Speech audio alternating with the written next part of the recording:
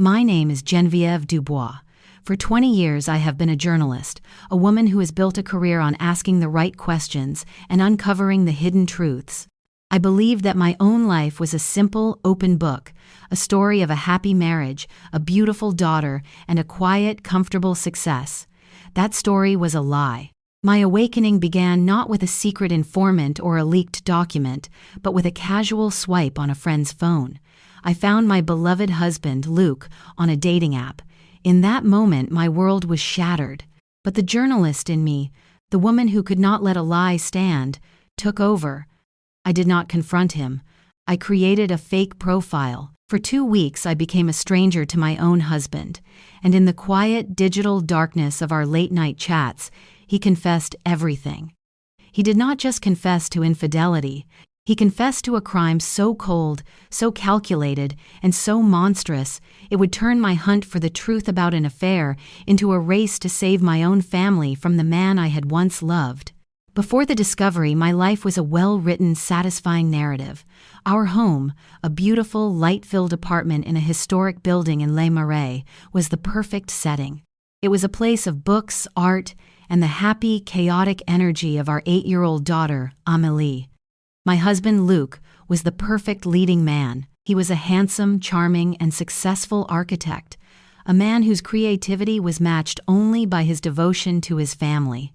I was a respected feature writer for a major Parisian newspaper, a job that was demanding but fulfilling. My work often took me into the dark underbelly of the city, exploring stories of crime and corruption. My home, with Luke at its heart, was my sanctuary, the place where the ugliness of the world could not touch me. We were a team, a modern Parisian couple who had it all: successful careers, a beautiful child, and a deep, abiding love for each other. Or so I believed. Luke was my rock. He was the calm, steady center of my often chaotic world. He was the one who would have dinner waiting for me after a long, difficult day on assignment. He was the one who would listen patiently as I talked through the complexities of a difficult story.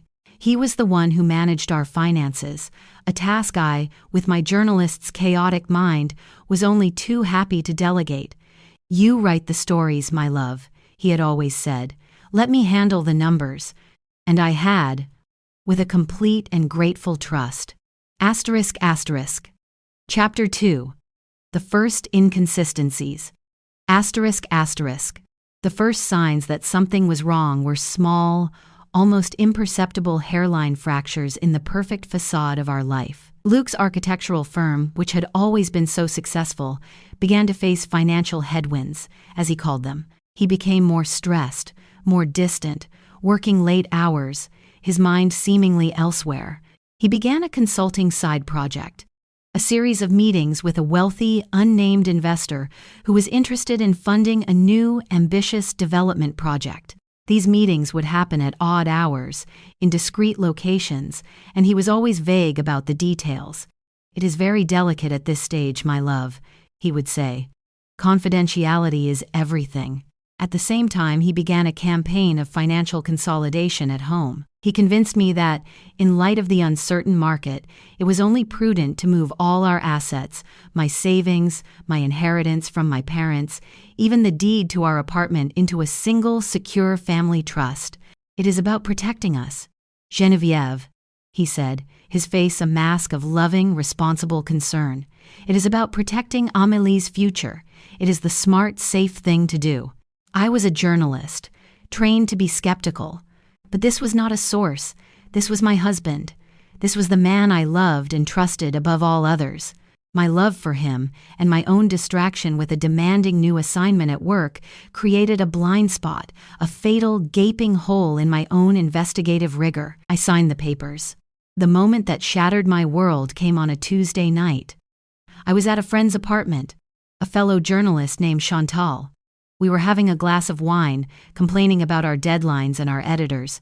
Chantal was recently single, and she was idly swiping through a dating app, a glossy, superficial world of filtered photos and empty profiles.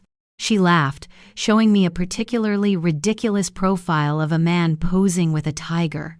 And then she swiped again, and my world stopped. It was him. It was Luke. my husband. The photo was a recent one taken on our last holiday in Corsica. He was smiling, his familiar, handsome smile. But the name on the profile was not his. It was Antoine, and his bio was a masterpiece of fiction. A single, unattached architect, new to the city, looking for a meaningful connection. The wine glass slipped from my hand, shattering on the floor, a perfect, violent metaphor for my own life. Chantal stared at me, her face a mask of horrified understanding. I do not remember the taxi ride home. I remember walking into my beautiful apartment, the sanctuary that was now a crime scene.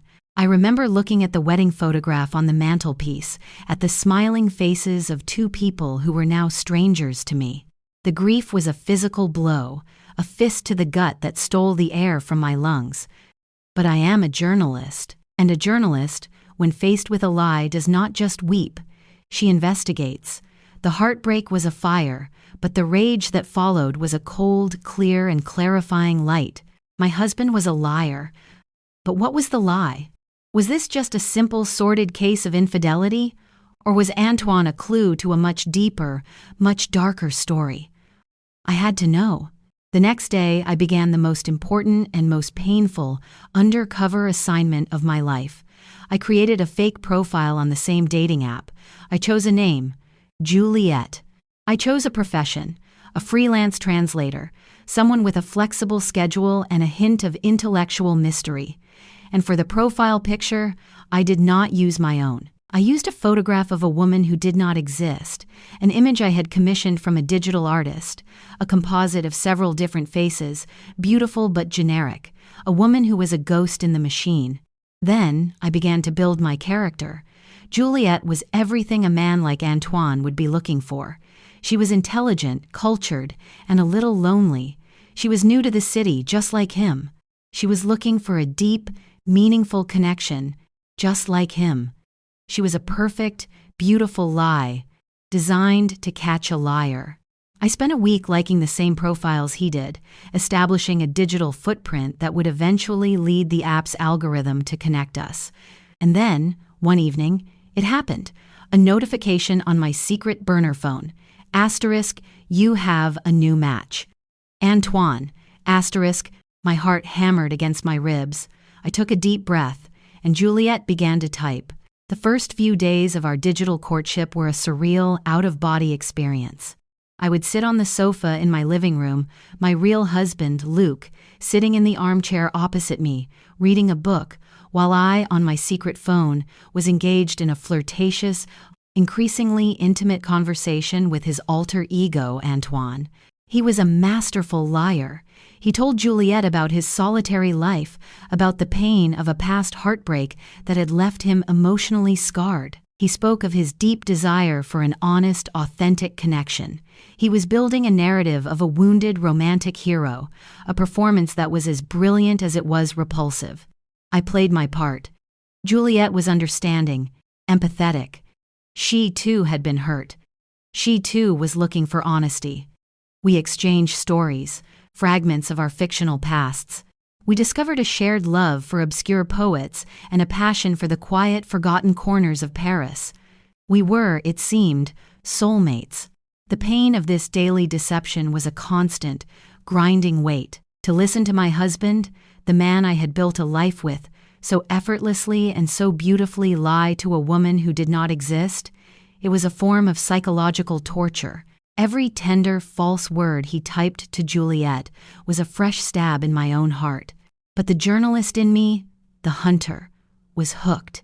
This was not just about an affair anymore. His lies were too elaborate, his performance too perfect. There was a bigger story here, and I was getting closer to the truth. The digital relationship between Juliette and Antoine deepened with a speed that was both thrilling and nauseating. For a week, we exchanged messages constantly, our conversations a carefully constructed dance of two fictional souls, finding solace in each other. I, the journalist, knew how to build a narrative. I created a rich, believable backstory for Juliette, a life filled with intellectual pursuits, artistic passions, and a single, tragic heartbreak that had left her wary of love. Luc, as Antoine, devoured it. He was a man starved for a specific kind of admiration, and Juliet was the perfect audience. He began to confide in her, his confessions growing more intimate and more damning with each passing day. The first layer of his betrayal to be revealed was his emotional one. He told Juliet that he was trapped in a passionless, dead marriage. His wife, he wrote, was an older, very wealthy woman. He painted a cruel, pathetic picture of their life together, a life I did not recognize. He described me, his real wife, as a cold, career-obsessed woman who had never truly seen him. He claimed to be a prisoner in a gilded cage, a man whose emotional needs were completely neglected, a lonely heart yearning for a true connection. I had to sit in my beautiful, light-filled apartment, my real husband sitting just across the room, and I had to read these monstrous lies on my secret phone. I had to feel the sting of his casual, cruel dismissal of our 20 years together. And then, as Juliet, I had to respond with a perfect, calculated sympathy. Asterisk. That sounds so terribly lonely, asterisk, I would type, my fingers trembling with a silent, suppressed rage. Asterisk. You deserve to be seen for the wonderful man you are. Asterisk. The pain of it was a unique and exquisite form of torture. I was an active, willing participant in the desecration of my own marriage, my own memory. I was becoming the sympathetic confessor to the man who was emotionally executing his own wife, and that wife was me. With the emotional foundation of his victimhood established, he began to reveal the true, ugly engine of his deception: the money. The conversations, late at night, turned to his problems. This was the bigger story, the one the journalist in me had been hunting for. The confession, when it came, happened on the evening of October 8th My wife is not just cold. He wrote to Juliet, the words glowing on my secret screen. She is also mentally unstable. Her family has a history of it. She is paranoid, especially about money. She has a vast fortune, her family's money, but she keeps it locked away. She is a dragon, sitting on a pile of gold she does not use. I felt a chill snake down my spine. This was the narrative he was building. I have been trying, for her own good, to take control of the finances. He continued, his arrogance and his self-delusion a breathtaking spectacle. I have set up a family trust, a way to protect her from her own erratic decisions. I have a brilliant investment opportunity that could secure our future, but she is fighting me at every turn. She accuses me of trying to steal from her. He was confessing everything: the family trust I had signed, the investment he had been pressuring me about. He was laying out the entire framework of his financial conspiracy to a complete stranger, a woman who did not exist, seeking her validation, her sympathy for his noble, difficult task. My pain was now mixed with a cold, clear, and utterly focused journalistic fury. This was not just a cheating husband. This was a criminal. The story was not just about infidelity. It was about a massive, calculated fraud. And I had him, in his own words, confessing to the entire plot. I knew in that moment that I was in over my head. This was no longer a personal matter, a domestic drama to be resolved with tears and confrontations. This was a legal matter, a crime in progress. I needed a lawyer. The next morning, I made a call, not to a divorce attorney, but to the most ruthless and feared corporate litigator in Paris, Bastien Legrand. He was a man my newspaper had once done a profile on, a legal shark known for his brilliant, scorched-earth tactics and his absolute discretion. I met him in his intimidatingly minimalist office, a place that felt more like an art gallery than a law firm. I did not give him a story of a broken heart. I gave him a case file. I showed him the chat logs between Juliet and Antoine, a perfect, self-documented confession. Bastien read the messages, a slow, cold smile spreading across his face. He was not looking at a heartbroken woman. He was looking at the most beautiful, pristine, and damning evidence he had ever seen. "My God, Geneviève," he said, a note of genuine professional awe in his voice. "This is not a case. This is a work of art." A man who is so arrogant, so in love with his own lies, that he has documented his own crime for us, complete with a timeline and a confession of intent. The plan was set. It was simple, and it was dangerous. I had to continue the digital relationship. He is on the verge of revealing the mechanics of his fraud, Bastien said, his eyes gleaming. The bank accounts, the shell companies, the accomplices. We need it all. You are not just the victim anymore, Geneviève. You are the lead interrogator. Get him to confess to everything. Armed with a new, cold purpose and guided by Bastien's legal strategy, my conversations as Juliette took on a new, sharper edge. I was no longer just a sympathetic listener. I was a journalist, a skilled interrogator, gently, lovingly, extracting the final details of the story. I would use his own ego as my primary tool. Antoine. You are so brilliant to have planned all this. I would type. It sounds so complex. How did you even structure the trust to give you that much control? And he, his vanity stoked by her admiration, would boast. He would explain the legal loopholes he had exploited. He would give me the name of the corrupt lawyer who had helped him draft the documents. That investment sounds incredible. Juliette would write. I wish I had your courage. What is the name of the fund? I would love to learn more. And he, eager to impress her with his financial genius, would give her the name of the shell company he had created in Luxembourg, the destination for all the money he planned to steal. He was so proud of his own deception that he could not resist showing it off to the one person in the world he thought truly understood him, the beautiful, adoring stranger who was, in fact, his own avenging wife. He was not just confessing, he was giving me a guided tour of his own prison. The digital relationship had been going on for 2 weeks. It had reached a fever pitch of feigned intimacy and trust. Antoine was now completely in love with Juliette. He was making plans for their future together, a future funded by my money. And then he revealed the final, most monstrous, and most terrifying part of his plan. The final step is imminent, my love. He wrote to Juliette late one night, the words glowing on my secret screen as he sat just a few feet away from me. I am about to secure the last of the assets, but there is still the problem of my wife. She is becoming more erratic, more suspicious. I cannot simply leave her. With her mental state, she would be a liability, a loose end. My breath caught in my throat. But I have a solution. He continued. My wife's doctor is an old friend. He has already documented her instability. The next step is to have her committed, a private psychiatric facility in the countryside. A quiet, comfortable place for a confused woman to spend the rest of her days. Once she is legally taken care of, all the assets will be under my sole control. There will be nothing left to stop us. We can finally be together, Juliette. We will be free.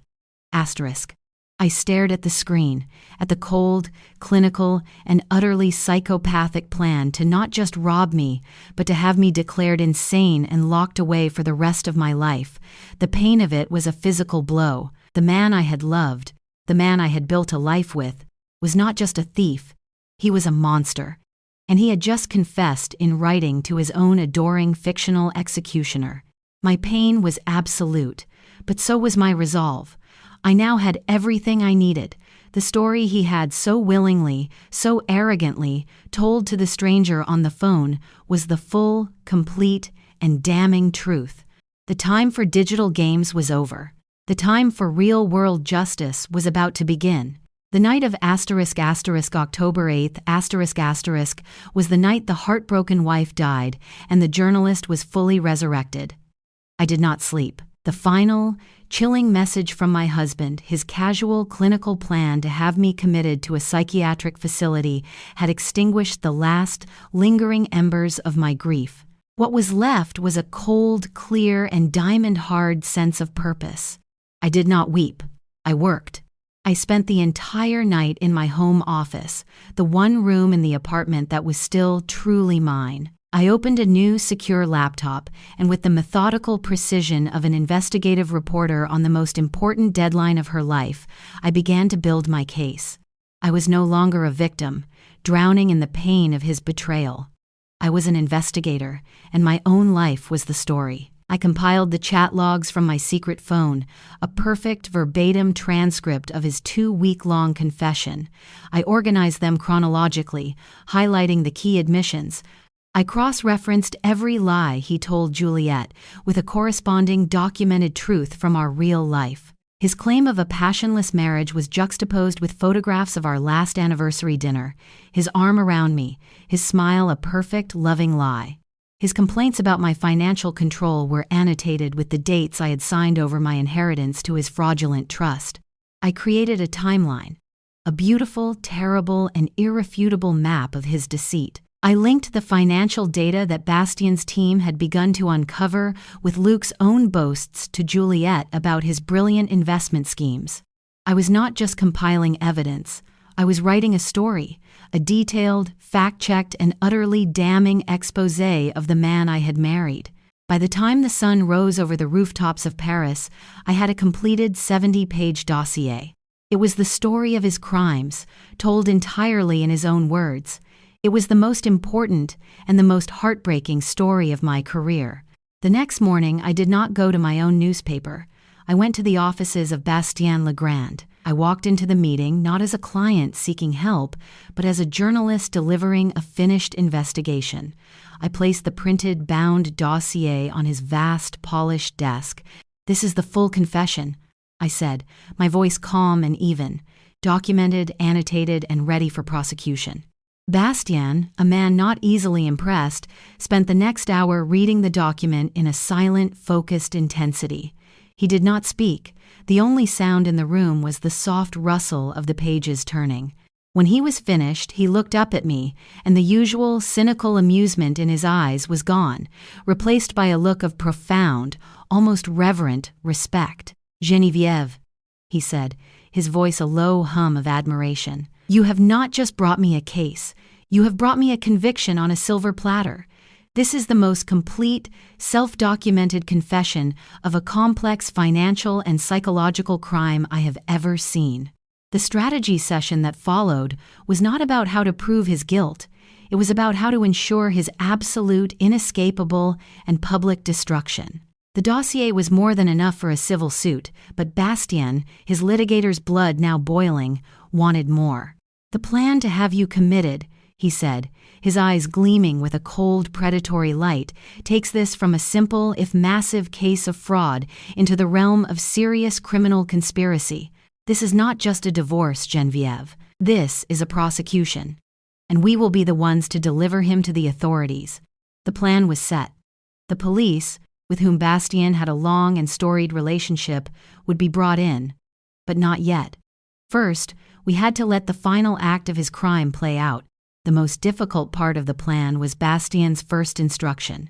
I had to go home and continue to be the loving, unsuspecting, and now increasingly unstable wife.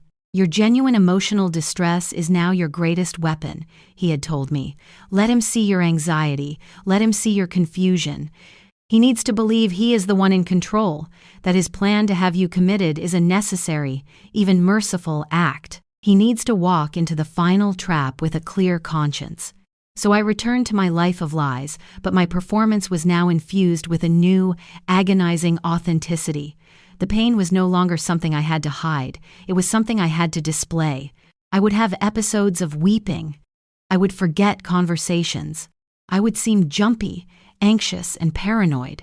My performance was flawless because it was not entirely a performance. The pain of living with him, of knowing his true intentions, was real. The anxiety was real.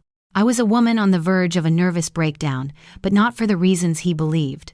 And it worked. Luke, seeing my apparent decline, became even more solicitous, more caring, more disgustingly paternalistic. He would bring me tea. He would suggest I take a rest, his face a perfect mask of husbandly concern.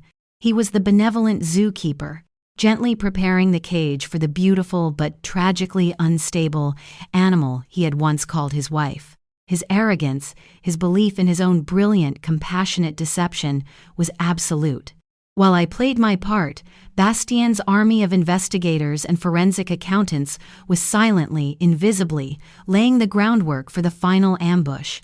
They gathered the last pieces of the puzzle: the name of the corrupt psychiatrist Luc had on his payroll, the exact location of the fraudulent shell company in Luxembourg, and the full details of the private psychiatric facility where he planned to have me incarcerated.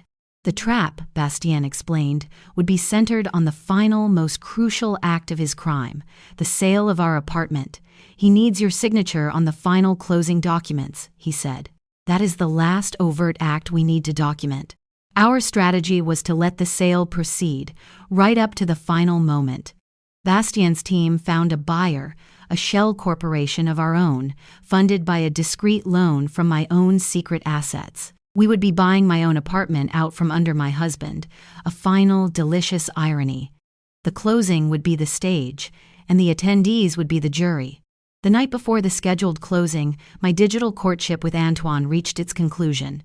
I knew I had to have one last conversation, one final, damning piece of evidence.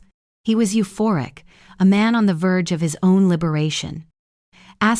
Tomorrow, my love. He wrote to Juliette, his words glowing on the screen of my secret phone. Tomorrow. It will all be over. The apartment sale will be finalized. The money will be secured, and my wife, her final arrangements will be made. The doctors are taking her for a long-term evaluation in the afternoon. Once she is taken care of, I am free. He was so close to his victory, he was drunk on it. He confessed everything, his every move, his every intention. I will finally be free of the old woman. He wrote. And then, my Juliette, our new life can begin. I promise you, we will be together soon. I looked at his final monstrous confession, and I felt a wave of pure, cold disgust. The time for digital games, for the sad, pathetic fiction of Juliette, was over. I typed her final reply, a masterpiece of devastating ambiguity. I will be waiting for you, Antoine. I wrote. Tomorrow. You will finally get everything you deserve. I sent the message. And then, I turned off the secret phone for the last time. The digital ghost I had created had served her purpose. She had been the perfect confessor, the perfect witness. Tomorrow, the real woman, the journalist, the wife, the judge, Geneviève Dubois, would deliver the final verdict, in person. The morning of the closing was a masterpiece of deceptive domesticity. I woke up next to my husband, a man who believed I was a loving, if increasingly unstable, wife, and who had, just hours before, confessed his entire monstrous plot to my fictional alter ego. The irony was a cold, hard knot in my stomach. I played my part to the very end. I was the subdued, slightly confused, and emotionally fragile woman he needed me to be. My hands trembled as I poured his coffee. My eyes were red-rimmed from a sleepless night he believed was caused by my anxiety. He was solicitous, his voice full of a gentle, condescending concern that was a prelude to his final act of betrayal. "It will all be over soon, my love," he said, stroking my hair as I sat at the breakfast table. "The closing will be simple. All you have to do is sign. And then, no more stress. No more worries. I will take care of everything. And in the afternoon," he added, his voice a silken caress, "we have that appointment with that wonderful doctor I told you about, the one who is going to help you rest." He was talking about having me committed, and he was doing it with a lover's tenderness. It was the most obscene performance I had ever witnessed. The journey to the law office was a silent, tense affair. He held my hand in the back of the car, a gesture of loving support for the benefit of the driver. I let my hand lie limp in his, a cold, dead thing, all while my mind was a whirring machine, rehearsing my lines, preparing my evidence, and getting ready for the final, devastating press conference of my life. The law office chosen for the closing was a neutral territory, a high-end firm known for its discretion and its wealthy clientele. The conference room was an intimidating space of dark wood and polished brass, a place where fortunes were made and lost. The buyers for our apartment were already there, two serious-looking men in expensive suits who were, I knew, undercover police detectives from the Financial Crimes Unit. The closing attorney, a man I did not know, was also present. And, to Luc's visible annoyance, my lawyer, Bastien Legrand, was there as well. "Bastien," Luc said, his voice tight with a forced politeness, "I was not aware you would be joining us." "Geneviève is in a fragile state," Bastien replied smoothly, his presence a silent, deadly threat. "I am here simply as a family friend, to ensure she is not overwhelmed by the process."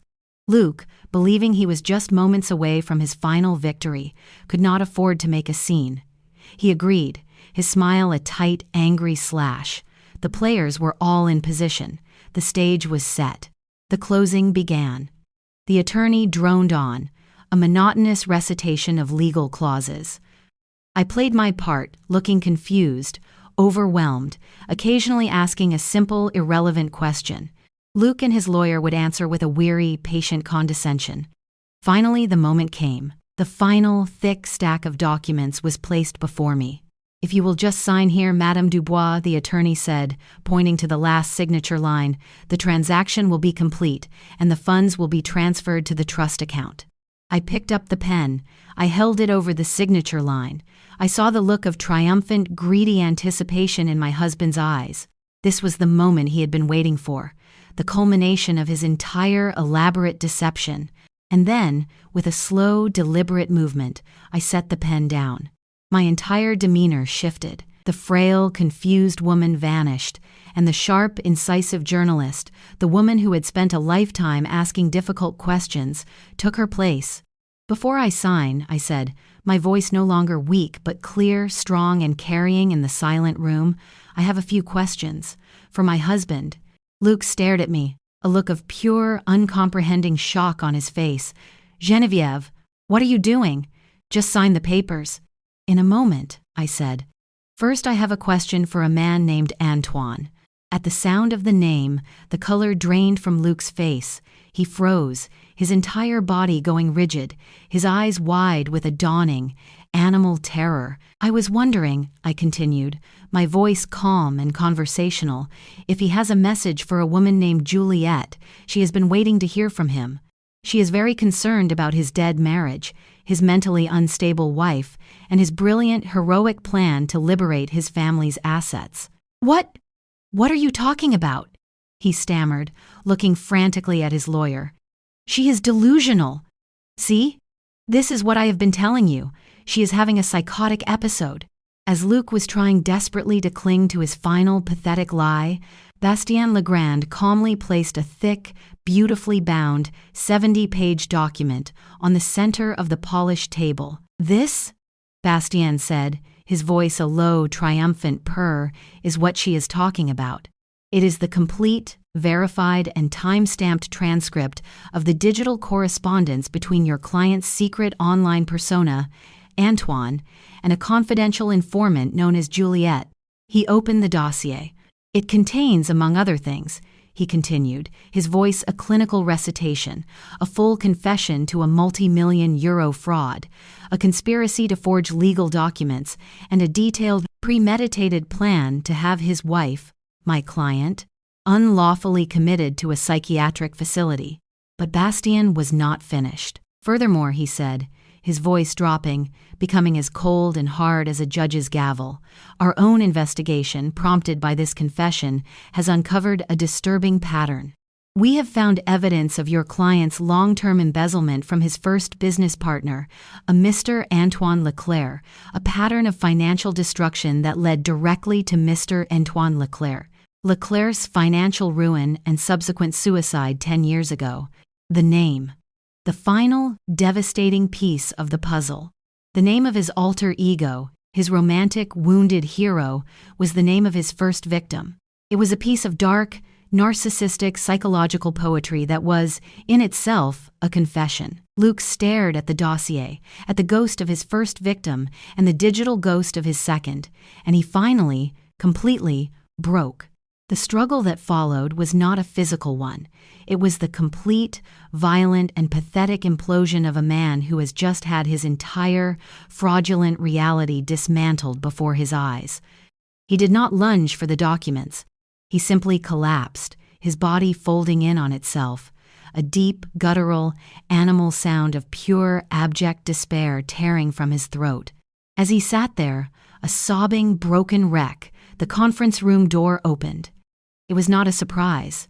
It was the final, scheduled act of the play. 2 police detectives walked in, their faces grim and professional. "Luc Dubois," the lead detective said, his voice calm and final, "you are under arrest for grand larceny, conspiracy to commit fraud, and on suspicion of criminal negligence, leading to the death of Antoine Leclerc."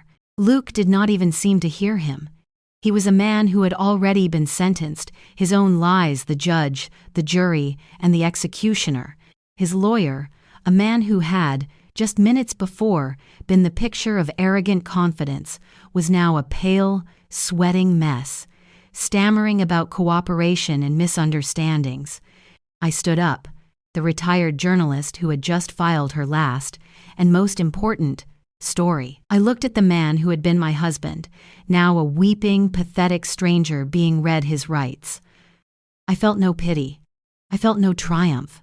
I felt only the cold, quiet, and deeply satisfying peace of a long, difficult, and finally finished investigation.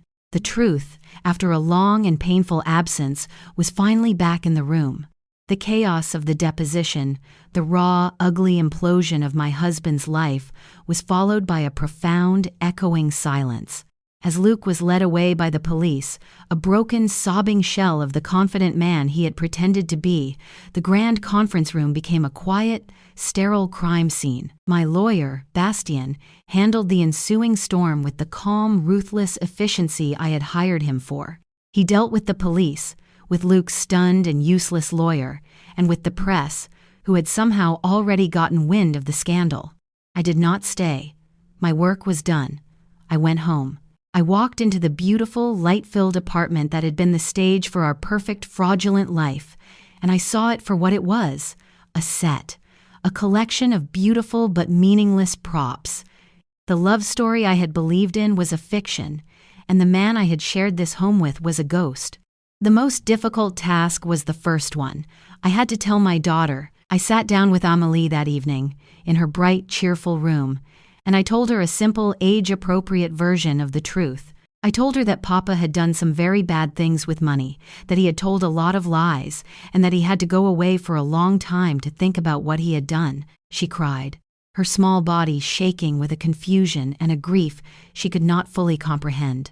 I held her, my own heart a cold, hard knot in my chest. I was not just a journalist who had uncovered a story. I was a mother, and the story I had uncovered had just blown a hole through the center of my own child's world. The case of the journalist and the ghost of Antoine became a media sensation in Paris. It was a lurid, captivating tale of digital deceit, high society fraud, and a wife who had used her own investigative skills to unmask her husband. The legal process was a formality. The evidence was an insurmountable digital mountain. The centerpiece of the trial was the dossier I had created, the complete, time-stamped transcript of my 2-week conversation with Antoine. It was an airtight, self-documented confession, a legal suicide note written by a man so arrogant he had not realized he was speaking to his own executioner. Luc's trial was a pathetic spectacle. He and his lawyers attempted to paint me as a vengeful, manipulative mastermind who had entrapped him in a sophisticated digital fantasy. But against the cold, hard data of his own words, his own lies, his own confessions, the defense crumbled into dust. The evidence of his financial destruction of his first partner, Antoine Leclerc, established a clear, damning pattern of predatory behavior. The verdict was swift. Luc was convicted on all counts: grand larceny, conspiracy to commit fraud, and the French equivalent of corporate manslaughter for his role in the death of his first partner. The judge, calling him a man of profound and narcissistic deceit, sentenced him to 20 years in prison. The corrupt psychiatrist and the lawyer who had been part of his plot were disbarred and faced their own criminal charges. Justice, in its cold, methodical way, had been served. While the courts dealt with the criminal, I began the long, quiet work of my own life's reconstruction. The first thing to be demolished was the apartment. It was a beautiful space, but it was a monument to a lie. I sold it, and all its contents, a cathartic cleansing fire that erased the last physical remnants of my life with him. The second act was the painstaking, multi-year process of financial recovery. I worked with Bastian's team of forensic accountants to unravel the complex web of fraud Luke had created. It was a long, arduous war, fought in courtrooms and in bank offices across Europe. In the end, I managed to recover a significant portion of the assets he had stolen. My son, my poor, foolish son, had to face his own reckoning. The scandal had destroyed his career and his reputation. He was a broken man, consumed by a shame so profound it was a prison of its own. After his release, our relationship was a quiet, careful, and often painful negotiation.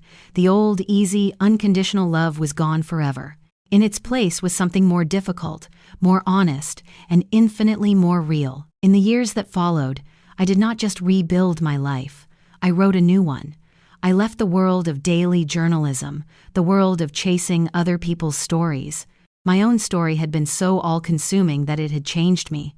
I moved with Amélie to a new, smaller, and more honest apartment, a place of our own making, filled with light and books and the happy, chaotic energy of a teenage girl's life. I found a new purpose for my skills.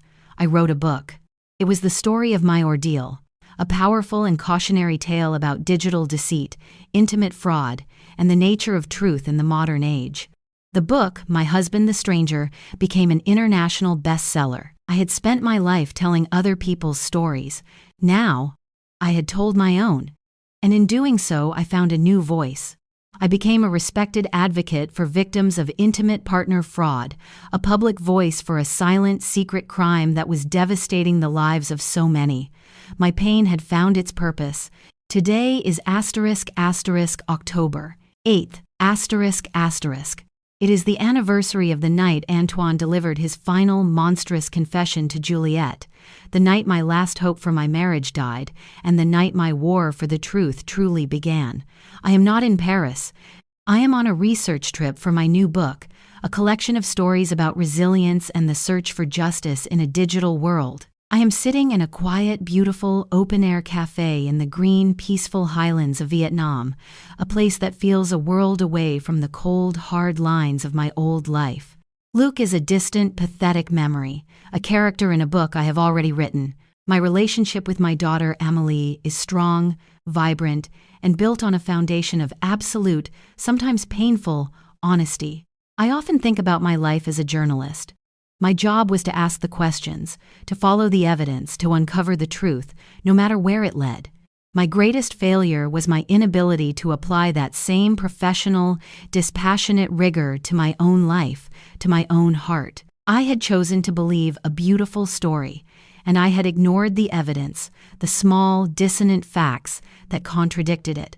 I had to become a stranger to my own husband to finally uncover the truth of my own life. The final lesson, the one I wrote in the last chapter of my book, is a simple one. The most dangerous lies are not the ones that other people tell us. They are the ones we so desperately and so willingly tell ourselves. I close my journal and take a sip of my coffee. The air is warm, the view is beautiful, and the story is, at long last, finished. I am at peace, the sole and final author of my own true story.